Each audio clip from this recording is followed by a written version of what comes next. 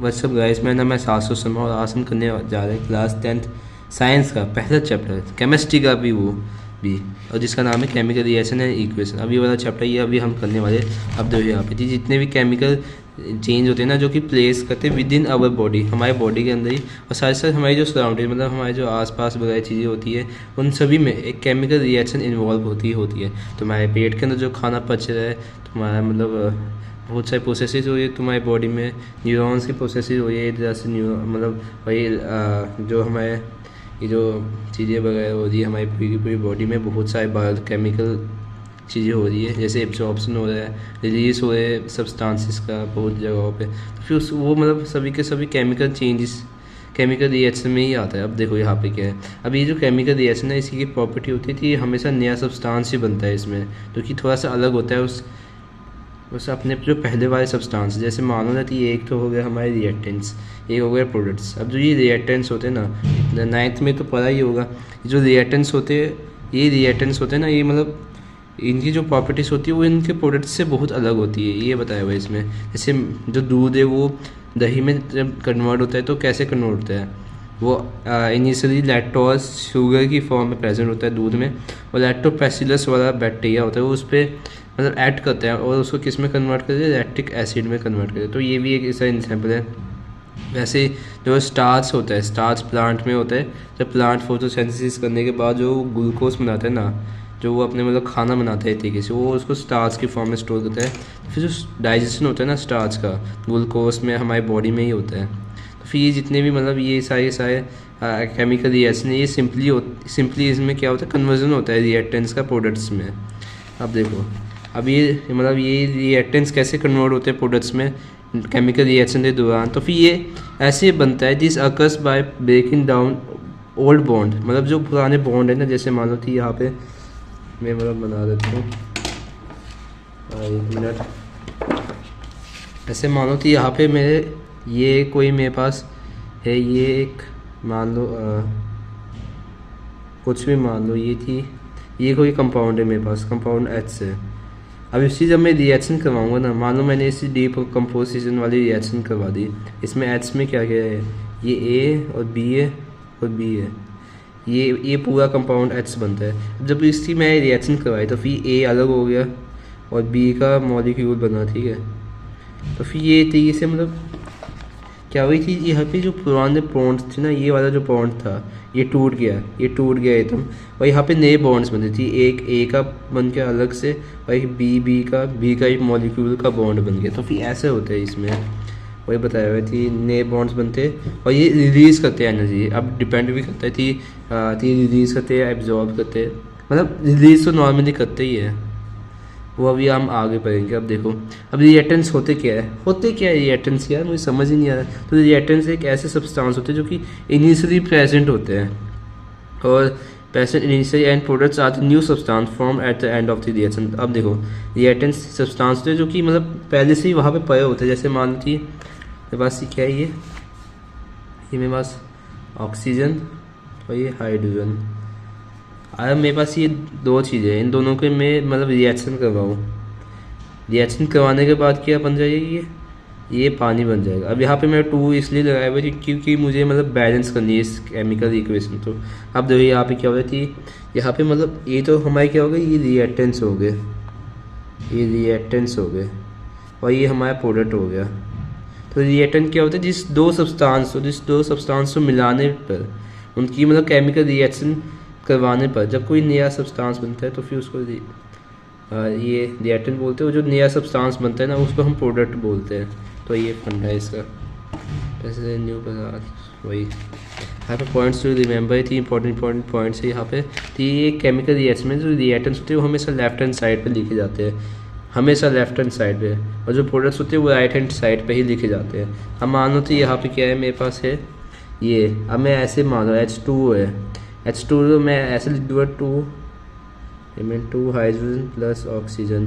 अब मैं कुछ इस तरीके से लिख दूँगा, तो फिर ये मेरा मतलब इस तरीके से समझो यार कि यहाँ पे क्या हो रहा है, मेरे पास ये पानी है और ये मेरे पास जितने भी मतलब ये, अगर मैं मान लो रिएक्टेंट्स तो इस तरफ राइट हैंड साइड लिखो और प्रोडक्ट्स तो इस तरफ, तो फिर लॉजिक बन ऐसा लगे कि ये जो 2H2O, ये पानी है, ये इसमें कन्वर्ट हो रहा है, तो असल में ये इसमें कन्वर्ट हो रहा है। नॉर्मली जैसे हम इंग्लिश भाषा लिखते हैं ना, तो हम ऐसे लिखते हैं, तो फिर इसका भी वैसे ही, मतलब लेफ्ट हैंड साइड से राइट हैंड साइड, जैसे वही समझ लो आप उसी तरीके से। तो वही बताई हुई थी, हमेशा left hand side products right hand side पे।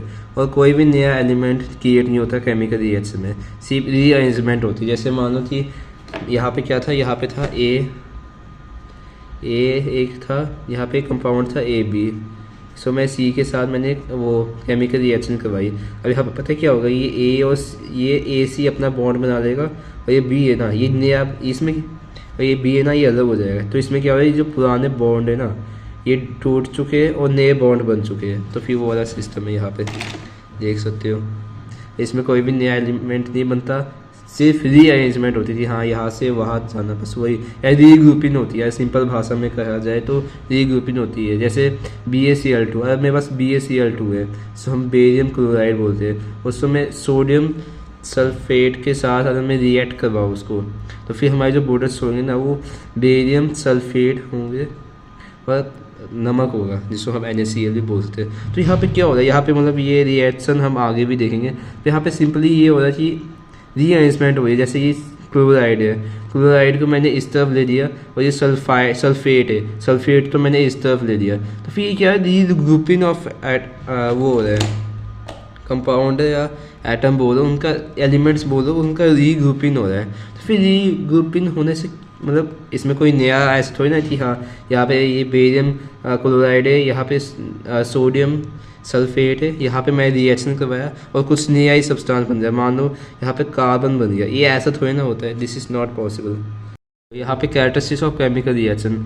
अब देखो, अब हमें पता करना है कि केमिकल रिएक्शन हुई भी या नहीं हुई है। मतलब मान लो कि नहीं हुई है, तो फिर हम पता कैसे करेंगे। और मान लो अगर हुई है पर उनका कुछ साइन नहीं दिखा, तो फिर हमें पता कैसे चलेगा। तो वही बताया हुआ थी कि मतलब ऐसे ऑब्जर्वेटिव फीचर्स जो कि हमें पता लगाने में मदद करती है कि कोई भी रिएक्शन है वो मतलब कन्वर्ट, मतलब रिएक्टेंट्स है वो कन्वर्ट होगी प्रोडक्ट्स में, एक केमिकल रिएक्शन में, जो हम कैरेक्टरिस्टिक कहते हैं। मतलब मानो कि यहाँ पे यही AB था, ये AB था, और ये AB कंपाउंड था, और ये C एलिमेंट था, इसमें कन्वर्ट हो गया। अब हमें पता कैसे चलेगा कि हाँ ये इसमें कन्वर्ट हुआ है। तो इसका कलर चेंज हो सकता है, क्या इसमें प्रेसिपिटेट्स बन सकते हैं, क्या इसका टेम्परेचर चेंज हो सकता है, क्या इसमें मतलब मान लो कि इसमें मतलब और भी बहुत सी चीज़ें जैसे इसी फिजिकल स्टेट बदल सकती है। तो फिर NS बहुत सारे मतलब चीज़ें होती है जिनसे हम पता लगा सकते हैं। तो फिर यही मान लो कि चेंज इन कलर होता है, चेंज इन फिजिकल स्टेट होती है, चेंज इन टेम्परेचर होता है, और गैस का एवोल्यूशन होता है कुछ में, और प्रेसिपिटेट्स होते हैं। प्रेसिपिटेट्स होते क्या है, देखो प्रेसिपिटेट्स होते जो इनसॉल्युबल जो हमारे जो सब्सटेंस होते हैं ना, जो कि पानी में इनसॉल्युबल होता है, उसको हम बोलते हैं प्रेसिपिटेट्स, जो कि फॉर्म होते हैं। जैसे मान लो कि यहाँ पे मैं बस अभी आगे बताऊंगा मैं, अभी मतलब एक ही बार में सब कुछ धीरे धीरे से पढ़ते हैं। तो चेंज इन कलर, सबसे पहले चेंज इन कलर। अब देखो बहुत से जो केमिकल रिएक्शन होते हैं ना, उसमें हम नोटिस करते हैं कि हाँ एक चीज़ तो पक्का नहीं नोटिस करते हैं, कुछ में नोटिस करते हैं कि मतलब बहुत सी केमिकल रिएक्शन में हम नोटिस करते हैं कि चेंज होता है कलर में, मतलब रंग बदल जाता है ऑन फॉर्मेशन ऑफ प्रोडक्ट्स। कि जब प्रोडक्ट्स बनते हैं ना, तो उसका रंग बदल जाता है। मान लो ब्लू था फिर ग्रीन हो गया, तो मान लो वाइट था फिर उसके बाद ट्रांसपेरेंट हो गया, या और किसी कलर में बदल गया। तो फिर वो सारी चीज़ें होती है। अब देखो यहाँ पे एक रिएक्शन बताई हुई थी, आयरन को कॉपर सल्फेट के साथ हमने रिएक्ट किया। आयरन का कौन सा, आयरन को सबसे पहले देखो अब किया हमने सैंड पेपर के साथ। सैंड पेपर एक तरीके से वो वाला पेपर होता होगा जिससे मतलब सैंड पेपर पता होगा ना कि मतलब एक तरीके से मतलब जो ऐसे उबर खाबर सा पेपर होता है एक तरीके से, जिससे मतलब घिसने में चीज़ें काम आती है। तो वो वाला सैंड पेपर है। By removing any of the closing layer over it. अब उसके ऊपर मान लो कोई भी मतलब क्लोजन लेयर क्या होती है, अब क्लोजन लेयर का मतलब है जो उसके ऊपर ऐसे मान लो कि ये आयरन है, इसके ऊपर एक वो जंक लग जाती है ना, सिंपल भाषा में बता रहा हूँ, इसके ऊपर जंक लग जाती है। अब उस जंक को हटाने के लिए हम सैंड पेपर का यूज़ करते हैं। बस अभी ये क्लोजन लेयर का बाद में बताऊँगा। इस यहाँ पे कॉपर सल्फेट है। अब इसको कॉपर सल्फेट के साथ रिएक्ट करें तो फिर इसने क्या बोला थी, सल्फेट तो इधर आ जाए, कॉपर तो दफ़ा हो जाए। तो इसने ये किया, इसने क्या लिया अपने साथ, इसको सल्फेट को ले लिया और कॉपर बचाए को, समझ जाओ। दफ़ा जाने दिया। अब ये जो एक्वस सोल्यूशन है, एक्वस का मतलब है कि ये पूरा का पूरा है CuSO4, ये पानी में असल में ये ब्लू सोल्यूशन है, ये बात याद रखना। और जैसे ही हमने रिएक्शन करवाई, ये क्या हो गया, ब्लू इज ग्रीन हो गया।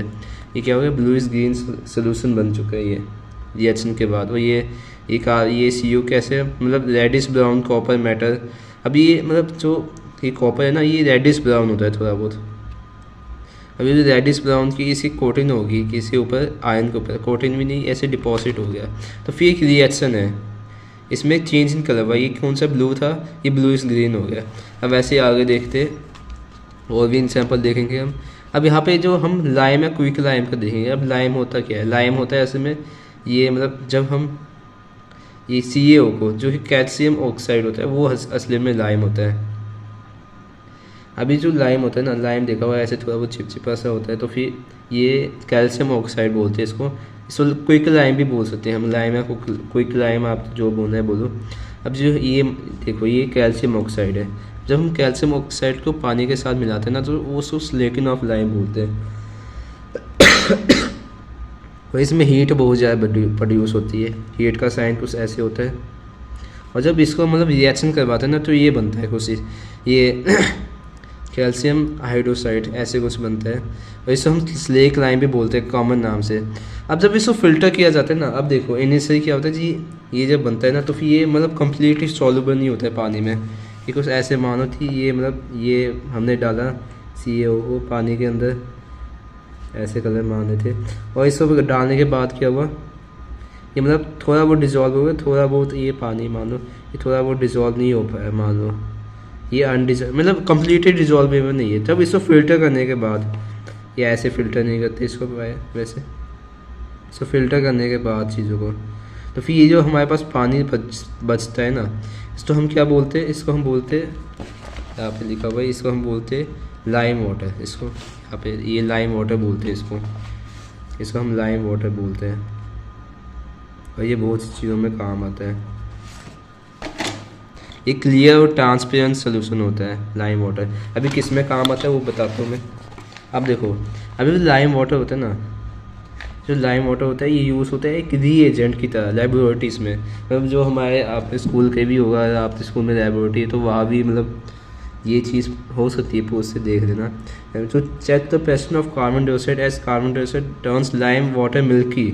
अब ये जो कार्बन डाइऑक्साइड होता है ना, ये मतलब ये लाइम वाटर को मिल्की बना देता है, मतलब दूध का जैसे कलर होता है ना वैसे कुछ बना देता है। Due to formation of white precipitates of calcium carbonate.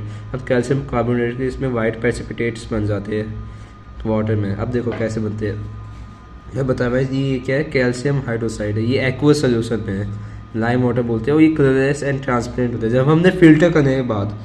ये लाइम वाटर है, लाइम वाटर स्लेक लाइम नहीं है। जब हम इसको मतलब एक तरीके से कार्बन डाइऑक्साइड गैस से इसको पास करवाया, मतलब इसके ऊपर मानो थी जैसे मतलब यहाँ पे ऐसे तो थी, ये है हमारा क्या है, लाइम वाटर है। और इस लाइम वाटर में क्या किया हमने, ऊपर से फूंक मारी, मतलब हमने इसके ऊपर से कार्बन डाइऑक्साइड पास ही ना, तो ये कैल्शियम कार्बोनेट बन जाएगा। कैल्शियम कार्बोनेट के इसमें प्रेसिपिटेट्स आने रहेंगे, हमारे प्रेसिपिटेट्स ऑफ कैल्शियम, ये पानी में बदल जाएगा। और इसके साथ मतलब पानी तो रहेगा ही रहेगा।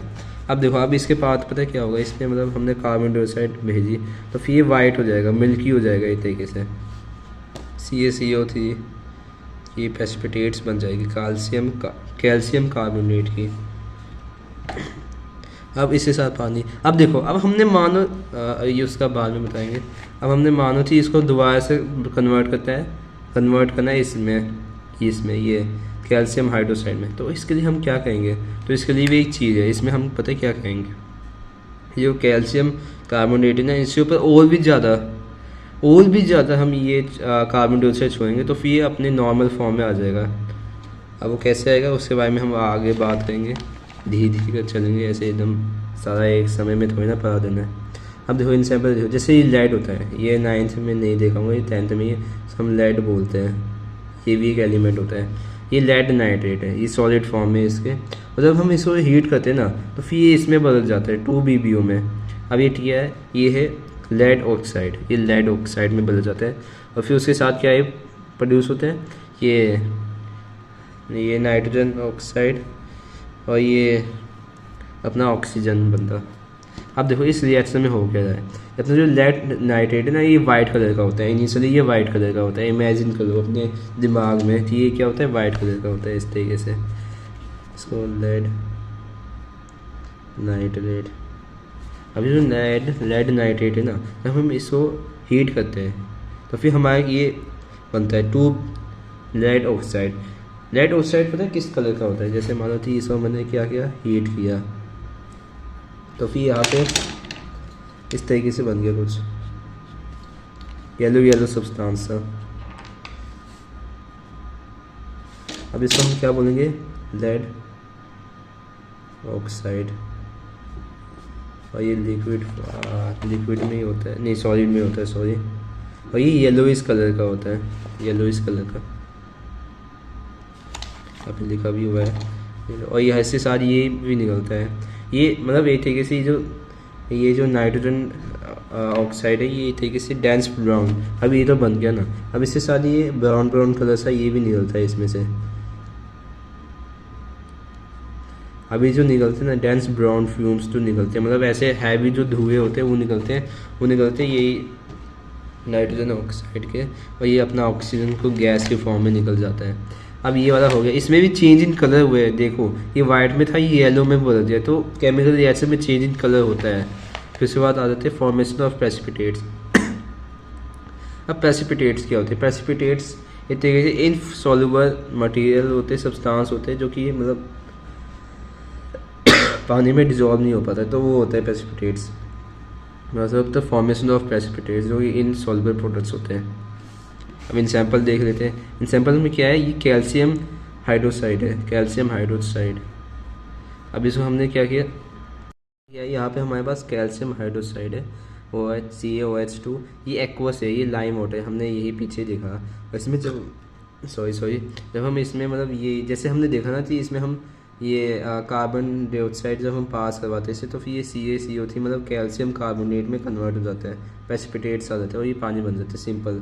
ये कौन से था, ये मतलब इसमें भी प्रेसिपिटेट्स बने, देखा आपने पहले वाले एग्जांपल में, ये मतलब क्लियर और ट्रांसपेरेंट से ये वाइट हो गया, वो भी कलर चेंज में था, साथ ही साथ इसमें प्रेसिपिटेट्स भी बने, तो वो चीज़ें भी है। ये बात याद रखना, ये क्लियर एंड ट्रांसपेरेंट होता है तो ये एग्जाम में ही पूछे जाते हैं। उसके बाद BaCl2 और ये Na2SO4। अब ये BaCl2 है ना, ये बेरियम क्लोराइड, और ये सोडियम सोडियम सल्फेट। अब ये जो है ना, इन जब हम रिएक्शन करवाते तो ये मतलब ये तरीके डिस्प्लेसमेंट रिएक्शन होती है, जिसमें वो आगे बताएंगे। फिर जब हम इसकी रिएक्शन करवाते हैं ना, तो फिर इसमें से ये जो हमारा जो ये सल्फेट होता है ये यहाँ पे चले जाता है, क्लोराइड यहाँ पे आ जाता है, देख लो। तो फिर अब देखो इसमें भी प्रेसिपिटेट्स की फॉर्मेशन हो रही है, जैसे ये एक्वस था, क्लियर और ट्रांसपेरेंट था, सीधा साधा अपनी जिंदगी जी रहा था। उसके बाद इसके पास ये आ गया बंदा, ये इसके साथ रिएक्शन करवा दी, और ये मतलब ये भी कलरलेस सोल्यूशन था सिंपल सा, सोडियम सल्फेट का पानी में। अब जैसे इन दोनों की आपस में भिड़ाई तो फिर बेरियम था ये इसके साथ चला गया, इसके साथ चला गया, उसने बोला सोडियम तो दफ़ा हो जाए, और ये इसने इसके साथ बॉन्ड बना लिया एक नया, बेरियम सल्फेट, इसका प्रेसिपिटेट्स बना दिया, वाइट प्रेसिपिटेट्स बेरियम सल्फेट के, और यहाँ पे ये नमक बना दिया। इसने सोडियम में बोला था ये मैं अपने क्लोराइड के साथ जाके नमक बनाऊंगा, तो वही नमक बना दिया इसने। अब मान लो थी इसमें ये सोडियम की जगह ये हाइड्रोजन होता है, जैसे BaCl2 है, बेरियम क्लोराइड है, और ये हाइड्रोजन सल्फेट है। अब इन दोनों की भी रिएक्शन करवाएंगे तो सेम टू सेम ही चीज़ें होंगी थी, यहाँ पे बेरियम सल्फेट बनेगा और यहाँ पे HCl बनेगा, मतलब वही होता है जो एसिड वगैरह होता है, हाइड्रोक्लोरिक एसिड। अब देखो इसमें भी क्या हो रहा है कि यहाँ पे ये मतलब कलर ऐसे, पर यहाँ पे वाइट प्रेसिपिटेट्स बन गए, ये बात याद है, प्रेसिपिटेट्स बन गए। देखो और भी एग्जाम्पल है यहाँ पे, से ये वाला एग्जाम्पल है, ये क्या है, ये है लेड। जो हमने पिछली एग्जाम्पल दी थी वही हम बार बार लेंगे ताकि याद हो जाए। ये तो ये कॉमन एग्जाम्पल्स भी, मतलब ये देखो ना इसमें भी प्रेसिपिटेट्स बने हैं, उसमें भी कलर चेंज हुआ था, तो हम एग्जाम्पल पिछली वाली भी ले सकते हैं। जो ये क्या लेड नाइट्रेट है, अब लेड नाइट्रेट के साथ जो हम के आई का क्या मतलब है, के आई का मतलब है यहाँ पे भाई ये के का मतलब के का सिंबल पता है ना, पोटेशियम, बहुत कम, मतलब बहुत कम देखने को मिलता है, मैं पर्सनली बता रहा हूँ, पर बताइए के के का मतलब पोटेशियम होता है, बहुत बच्चों को याद भी नहीं होता है। पोटेशियम आयोडीन, ये पोटेशियम आयोडीन है, ये एक्वस है, ये कलर ऐसे ये तो ये सॉल्ट ही है मान लो पोटेशियम आयोडीन का।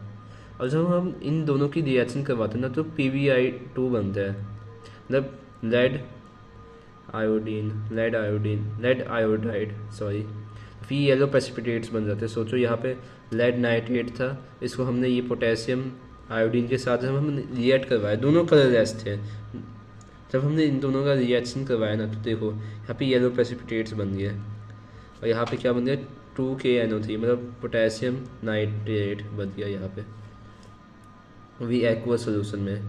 अभी येलो प्रेसिपिटेट से कुछ इस तरीके से बने होंगे कि देख लो ये जैसे सोल्यूशन था, इसमें ये येलो से मानो थी इनसॉल्युबल चीज़ें बन गई थी। ये क्या है, ये अपना वही अभी जो बताया हुआ थी क्या, लेड आयोडीन बन गया, ये क्या बन गया पोटेशियम नाइट्रेट। इस तरीके से यहाँ पे ये प्रेसिपिटेट्स की फॉर्मेशन होगी, और ये पोटेशियम नाइट्रेट जो कि मतलब वाटर में सॉल्युबल है। तो वही चीज़ है। अब चेंज इन फिजिकल स्टेट भी होती है। अब जो फिजिकल स्टेट होती है ना वो भी चेंज हो जाती है। जैसे मान लो कि सॉलिड में था फिर लिक्विड में हो गया, मान लो कि लिक्विड में था गैस में हो गया, मान लो गैस में था फिर सॉलिड हो गया। तो ऐसे सब्सटेंस में भी चेंज हो जाता है, फिजिकल स्टेट भी चेंज हो जाती है उनकी। जैसे मान लो कि ये क्या है, ये गैस है कौन कौन सी, ये हाइड्रोजन और ये ऑक्सीजन, इन दोनों जब हम रिएक्शन करवाते हैं ना तो फिर ये बनता है पानी बनता है। अब देखो ये दोनों गैस है और ये पानी बन गया, अभी गैस से पानी बन गया, ये मतलब चेंज इन फिजिकल स्टेट हुई ना। भाई आपके पास बहुत सारी गैस है, उसको आपने पानी में कन्वर्ट कर दिया तो ये चेंज इन फिजिकल स्टेट होगी। वैसे यहाँ पे हम अपना क्या बोलते थे, इसको याद करो, इसको बोलते हैं हम वही लाइम वाटर या स्लेक लाइम भी बोलते थे। पीछे देख लो, याद नहीं आ रहा तुम लोग, देखो स्लेक लाइम भी बोलते हैं, और ये अपना ये लाइम वाटर भी बोलते हैं। तो हम इसको स्लेक लाइम को कार्बन डाइऑक्साइड से पास करवाते, तो ये भी मतलब ये देखो ये गैस में था, ये लिक्विड में बदल गया, ये मतलब वही चेंज हुई फिजिकल स्टेट में, ये सॉलिड बन गया प्रेसिपिटेट, तो ये सॉल्युबल नहीं है पानी में। यहाँ पे क्या है 2AgCl, Ag मतलब अपना यही सिल्वर होता है, और साथ साथ क्या होता है क्लोराइड। अब हम जब इन दोनों की मतलब रिएक्शन करवाते हैं, लाइट में रखते हैं इसको, तो फिर अपना सिल्वर है वो अलग हो जाता है, वो बोलता है कि क्लोराइड को फिर भाई tata bye bye see you sayonara, और क्लोराइड अपना चले जाता है। वैसे यहाँ पे CO कैल्शियम ऑक्साइड है जिसको हम पानी के साथ, अब देखो इनकी स्टेट भी याद हो, ये सॉलिड में था, ये भी सॉलिड में बदल गया, पर इसमें से गैस भी निकल गई। ये सॉलिड में था, ये लिक्विड में था, इन दोनों की रिएक्शन करवाई तो ये एक्वस बन गया, मतलब ये वही सोल्यूशन बन गया। ये जैसे कैल्शियम ऑक्साइड को पानी के साथ किया तो CaOH2 बन गया। तो ये चेंज फिजिकल स्टेट होती रहती है। आगे देखो, अब चेंज इन एनर्जी जिसको हम टेम्परेचर भी बोल सकते हैं, वो भी होता है। On the basis of energy temperature changes doing chemical reaction. अब देखो अब जो एनर्जी होती है ना वो भी ऊपर नीचे होती रहती है। अब कैसे होती है यहाँ पे देख लो, यहाँ पे दो तरीके के केमिकल रिएक्शन हो सकते हैं, एक तो होता है एक्सोथर्मिक, एक तो होता है एंडोथर्मिक। अभी जो अपना एक्सोथर्मिक रिएक्शन होता है ना, एक्सो मतलब हीट बाहर जा रही है, 9th में ही पढ़ा होगा। एक्सोथर्मिक रिएक्शन में क्या होता है, हीट प्रोड्यूस होती है, और एंडोथर्मिक रिएक्शन में क्या होता है, हीट एब्जॉर्ब होती है। तो वही होता है, यहाँ पे देख सकते हो एंडोथर्मिक रिएक्शन में क्या होता है, energy required to break the old bonds of. अब देखो प्रोफेशनल तरीके से लिखना है, हमने ऐसा नहीं कि हाँ हमने ये छोटी सी रैपिड ली थी, हाँ एक्सोथर्मिक में हीट निकलती है, एंडोथर्मिक में हीट आती है, ये थोड़ी ना जिंदगी भर लेके बैठोगे, थोड़ा सा मतलब स्मार्ट बनो। यहाँ पे अब देखो एंडोथर्मिक रिएक्शन में जो एनर्जी रिक्वायर होती है ना, पुराने बॉन्ड्स तो तोड़ने के लिए रिएक्टेंट से वो कम होती है एज कम्पेयर टू जो नए बॉन्ड्स बनते हैं, वो जो हीट निकलती है। अब देखो पता है क्या हो रहा है कि मान लो यहाँ पे ये है, ये A है और ये B का बॉन्ड है। जब हम C से इसको रिएक्ट करवाएं ना, तो फिर इसको रिएक्ट करवाने पे ये इन दोनों का बॉन्ड टूटने में कम एनर्जी लगी, ये दोनों एक दूसरे से दूर ही जाना चाहते थे, तो फिर इन दोनों का मतलब बॉन्ड टूटने में कम एनर्जी लगी, कम एनर्जी इन्होंने मतलब मान लो ये किसी कंटेनर में ये रिएक्शन हो रहा है ये भी, तो फिर इनको मतलब इन्होंने बाहर से अपने इन्वायरमेंट से कम हीट लिए, उन्होंने ही जो हीट का अमाउंट था कम ली एज़ कम्पेयर टू जब इन्होंने नए बॉन्ड्स बनाए। ये क्या कर रहा हूँ, अब मान लो इन्होंने AC बॉन्ड बनाया, अपना बी बाहर रख दिया। अब AC बॉन्ड बनाने पे पता ही क्या हुआ है, उन्होंने बाहर की तरफ ज़्यादा हीट भेजी कि हाँ भाई खुली हीट ले लो, मतलब अपने जो इन्वायरमेंट था ना उसको मतलब हीट दी इसने, हीट का प्रोडक्शन हुआ, मतलब पुराने बॉन्ड टूटने में कम एनर्जी देगी एज़ कम्पेयर टू जब नए बॉन्ड्स बने। तो यही इस फंडा है इसमें, energy required to break old bonds of reactant is less than the energy release when new bonds और प्रोडक्ट्स आर फॉर्म्ड। अब इसमें क्या होता है, इसमें उसका उल्टा होता है कि एंडोथर्मिक में क्या होती है कि पुराने बॉन्ड्स तो तोड़ने के लिए ज़्यादा एनर्जी चाहिए होती है एज़ कम्पेयर टू जब नए बॉन्ड्स बनते हैं। फिर नए बॉन्ड्स बनते तो फिर कम एनर्जी रिलीज होती है, जब पुराने बॉन्ड्स होते तो फिर उसको ज़्यादा एनर्जी चाहिए होती है। अब इसमें एक चीज़ अब इसको पता कैसे लगाएगा, अब मानो कोई मतलब यही रिएक्शन होगी ना, इसमें पता है क्या होगा, इसमें इसका टेम्परेचर होगा वो पहले ठीक ठाक होता है और इसमें टेम्परेचर इंक्रीज़ होगा।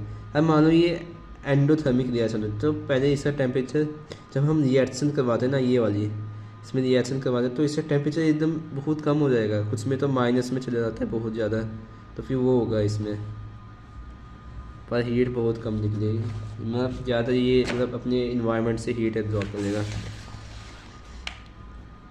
There is overall gain in the gain of energy, मतलब इसमें मतलब इन्वायरमेंट के हिसाब से हो रही थी, इसमें मतलब ओवरऑल गेन होगी इसमें एनर्जी की eight which it return has plus heat with products. तो फिर जब इसमें ये बनेगा ना, इसके साथ क्या लिखना है हमने, प्लस हीट लिखना है कि हाँ इसमें हीट प्रोड्यूस हुई है भाई, ऐसे ही नहीं है। तो फिर इसमें ओवरऑल गेन होता है एनर्जी का, जबकि इसमें क्या होता है ओवर लॉस्ट ऑफ एनर्जी होता है एंड में, जिसको हम कैसे लिख सकते हैं नेगेटिव हीट की तरफ। अब इसका एग्जाम्पल क्या है, जैसे बेरियम ऑक्साइड है जिसको हम NH4Cl मतलब मतलब अमोनियम क्लोराइड के साथ जब हमने इसको रिएक्ट करवाया ना, ये एक्वस था, ये भी एक्वस था, तो फिर क्या बने barium chloride plus 2NH4 2 ammonium oxide बन गया। तो फिर ये रिएक्शन है सिंपल सी, यहाँ पे ये इसके पास चलेगा, ये इसके पास चलेगा, इन दोनों में अपनी वही एक्सचेंज कर ली चीज़ें। तो फिर जब इन्होंने एक्सचेंज किए ना, तो फिर इसमें पता है क्या होगा, सुपर लो टेम्परेचर हो जाएगा। एंडोथर्मिक की बात करूँ मैं, इसमें जो टेम्परेचर होता है ना वो बहुत कम हो जाएगा, बहुत ठंडा है, ऐसे टच करते देखो ऐसे माइनस में चलेगा, ये टेम्परेचर बहुत कम हो जाता है। अब देखो अगला वाला देखते हैं, एवोल्यूशन ऑफ गैस, यहाँ गैस की फॉर्मेशन होती है।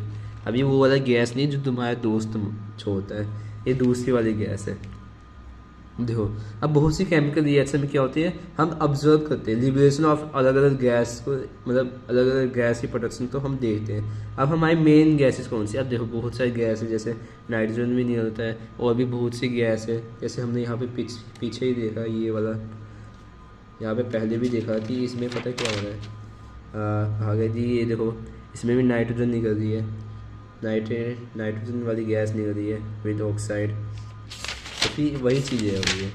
पर इसमें हमें मेन दो गैस के बारे में पता है, एक लिबरेशन ऑफ हाइड्रोजन और एक लिबरेशन ऑफ कार्बन डाइऑक्साइड। तो मोस्टली ये दोनों ही लिबरेट होती है और बाकी और कोई मतलब इतनी ज़्यादा लिबरेट नहीं होती, पर हाँ लिबरेट होती है, ये बात याद रखना वो था। अब देखो ये दोनों गैस है ना, ये दोनों मतलब पता है क्या है, कलरलेस भी है, मतलब इनका कोई ना कलर होता है ना इनकी कोई स्मेल होती है।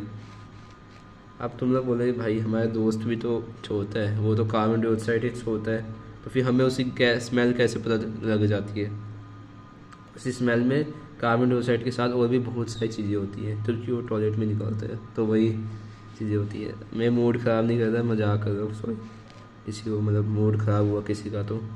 अब देखो लिबरेशन ऑफ हाइड्रोजन गैस, अब देखो इसमें पता है क्या होता है, एक चीज़ बताना भूल ही गया मैं। अब जो हाइड्रोजन गैस होती है ना, हाइड्रोजन गैस हमें पता है कैसे लिबरेट होती है, माइड एफरेंसिस के साथ। अब इसका क्या मतलब है, इस दोनों को समझाता हूँ मैं। जैसे आपने कोक की बॉटल देखी होगी, ये देखो ये कोक है, मैं कोक बोलूँगा, ये देखो इतनी बड़ी सी बॉटल बना दी कोक।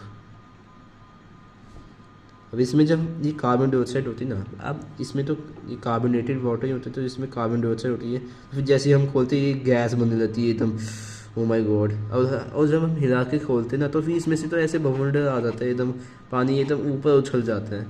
तो फिर क्यों होता है, क्योंकि इसमें होती है कार्बन डाइऑक्साइड। कार्बन डाइऑक्साइड उठी है बहुत बदतमीज़, इसको बाहर जाना होता है एकदम से, इसको आग लगी होती है, इसके अंदर पता नहीं क्या चुल मची होती है, इसको बस बाहर जाना होता है, फिर बाहर चले जाती है। तब भी हम देखते जो मानो ये पानी है, इस पानी में क्या है, हाइड्रोजन है। अभी हाइड्रोजन है ना, ये आराम आराम से जाएगी, ये एक एक करके जाएगी, लाइन में जाएगी, जैसे लाइन में बच्चे जाते हैं ना, तो ये आराम आराम से जाएगी, एकदम ऐसे भगवंडी की तरह एकदम बाहर की तरफ ऐसे भागेगी एकदम। तो वैसे थे ये लिबरेट होती है एस माइट एफरेसिस, मतलब ठीक ठाक लिबरेट होती है। ब्राइट और स्लिन एफर्ट्स, मतलब एकदम खतरनाक तरीके से। तो फिर हम पता कैसे करते हैं, तो फिर ये एक तरीका हो गया। अब आगे भी हम बहुत से तरीके देखेंगे। अब देखो, liberation of hydrogen gas at might bubbles, छोटे छोटे बबल्स की तरह वो करते हैं। जैसे इसमें भी दो प्रकार से करते हैं। एक तो जब ये हाइड्रोजन गैस में क्या होता है, reaction of metals with diode acids, जब भी रिएक्शन होती है मेटल्स की, कोई भी मेटल हो गया, चाहे आयरन हो गया, गोल्ड हो गया, एल्यूमिनियम हो गया, और कोई भी मेटल हो गया, उसी जब हम डाइल्यूट एसिड्स। अब डाइल्यूट का क्या मतलब होता है, बहुत से बच्चों को समझ ही नहीं आता। तो डाइल्यूट का मतलब है कि मान लो क्या है, यहाँ पे एक पानी लिया हमने, पानी लिया। अब इस पानी में हमने थोड़ी बहुत चुटकी भर एसिड्स डाल दिए, हाइड्रोक्लोरिक एसिड डाल दिए, तो फिर क्या बन जाएगा, एक डाइल्यूट हाइड्रोक्लोरिक एसिड बन जाएगा, ये डाइल्यूट HCl बन जाएगा। तो फिर क्या होगा, ये ठीक है, मतलब डाइल्यूट एसिड हो गया।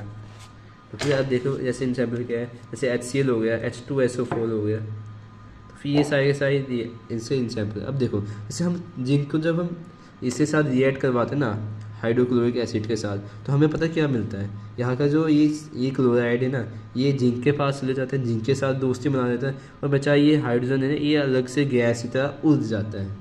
तो फिर हर बार ऐसा ही होगा, हाइड्रोजन गैस लिबरेट ही होगी, चाहे कोई भी डाइल्यूट एसिड के साथ करे। फिर दूसरा क्या है, reaction with metals in water. अब पानी में भी होता है, जैसे ठंडा, अभी डिपेंड भी करता है कि पानी का टेम्परेचर, जैसे पानी का टेम्परेचर बहुत ठंडा है तो फिर मेटल हाइड्रोक्साइड निकलेगा, और ये भी मतलब कोल्ड हॉट स्टीम, तो फिर ये इससे डिपेंड करता है। अब आगे देखते हैं।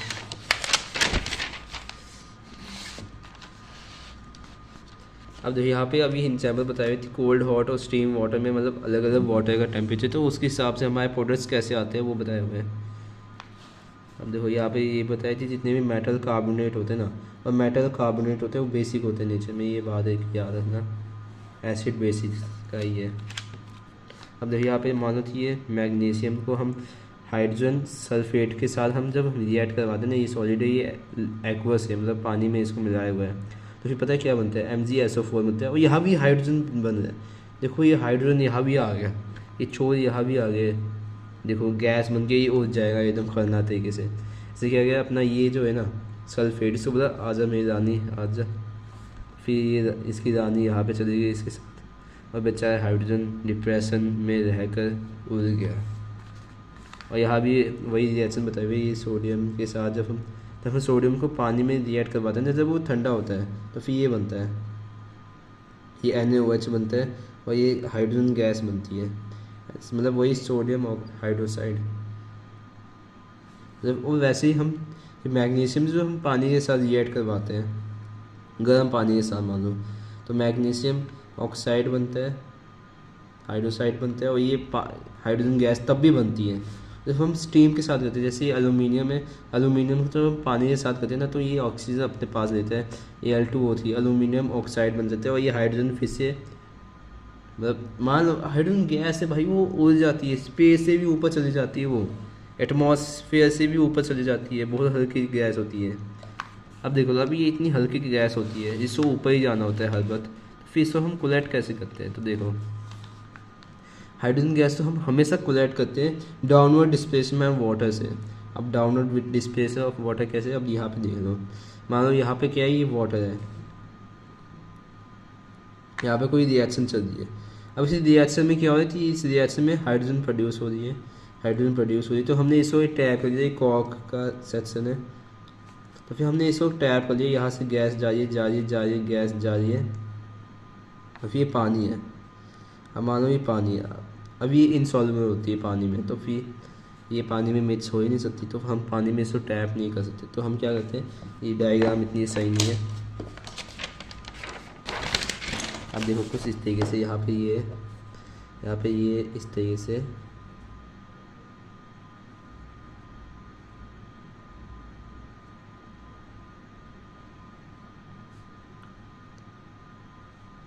मान लो ये पूरा पानी पानी है,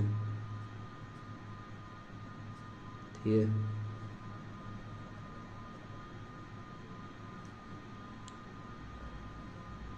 पता है क्या हो रहा है, यहाँ पे हाइड्रोजन गैस बन रही है, यहाँ से हाइड्रोजन जो गैस है वो यहाँ पे जा रही जा रही जा रही जा रही जा रही जा रही और यहाँ पे आ जाती है और ट्रैप हो जाती है इसमें। और ये पानी से इसलिए नहीं जा रही क्योंकि ये पानी में डिजोल्व भी बन रही है, फिर इसलिए यहाँ पे हमने हाइड्रोजन गैस तो ट्रैप कर दिया। अब ट्रैप तो कर लिया, अब इससे टेस्ट कैसे करेंगे यार, पता भी तो चलना चाहिए हाइड्रोजन है, पता चला कार्बन डाइऑक्साइड हमने पकड़ लिया और हमारा काम ही सत्यानाश हो गया। तो फिर उसके लिए हम क्या करना पड़ेगा, हम तो पहले इसको आराम से निकाल रहे हैं इस तरीके से, मतलब यहाँ पे कुछ वो प्लेट वगैरह कुछ रखते हैं निकालना ताकि हाइड्रोजन गैस इसके अंदर रहे इस तरीके से, और फिर इसको हटा देना है। फिर उसके बाद हमने नीचे माचिस रखनी है, उसको जलाना है। ऐसे उसको जलाएंगे ना, एक पटाखे वाली पॉपिंग साउंड आएगी और पूरा ऐसे पॉप पॉप ही हो जाएगा मतलब जितनी भी हाइड्रोजन गैस है ना वो सारी की सारी उड़नछू हो जाएगी, बर्न हो जाएगी, आग लग जाएगी एकदम खतरनाक वाली, पटाखा फूटेगा खतरनाक वाला। तो फिर वही टेस्टेड का भी मैं बता दिया थी, एक बर्निंग कैंडल हो या बर्निंग स्प्लिंट को, उससे मतलब वही मुंह के पास मतलब टेस्ट ट्यूब के पास लाना है और जिसमें हाइड्रोजन गैस होगी और वो मतलब इंस्टेंटली चल जाएगा हाइड्रोजन एक पॉप साउंड के साथ। अब देखो यहाँ पे एक फैक्टर भी बताया हुआ है कि जो लिक्विड हाइड्रोजन है ना वो भी यूज़ किया जाता है, मतलब वही फ्यूल की तरह एक रॉकेट या प्रोपेलर्स में, वही जो पटाखे वगैरह होते थे वो। और यहाँ पे आगे भी बताया हुआ है, ये हम नेक्स्ट वीडियो में कवर करेंगे गाइस। तो drop a like if you like this video and good bye.